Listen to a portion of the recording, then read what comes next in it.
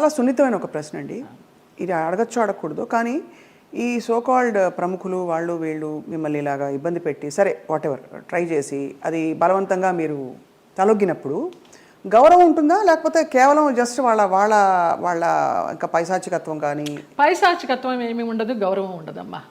Just matter of fact, need అంతే. రెండు ఉండవు, అది మరీ పీక్ ఉండదు.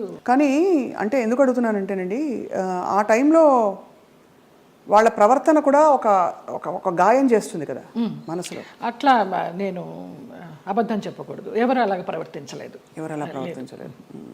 పైశాచికము లేదు, ప్రేమ లేదు. ప్రేమ అసలు ఉండదు.